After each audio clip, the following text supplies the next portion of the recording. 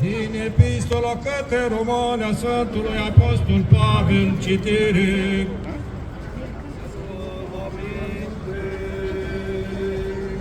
Fraților, nu vreau ca voi să nu știți că de multe ori m-am pus în gând să vin la voi, dar am fost până acum împiedicat ca să am între voi vreo roadă, ca și la celelalte neamuri.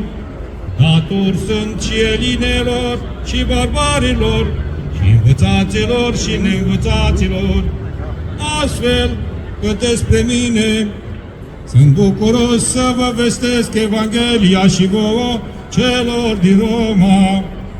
Cine nu mă rușinez de Evanghelia lui Hristos, pentru că este puterea lui Dumnezeu spre mântuirea tot celui care crede, iudeului întâi sau elinului, căci dreptatea lui Dumnezeu se descoperă în ea din credință spre credință, de cum este scris, iar dreptul din credință va fi viu, căci mânia lui Dumnezeu se descoperă din cer peste toată fără de legea,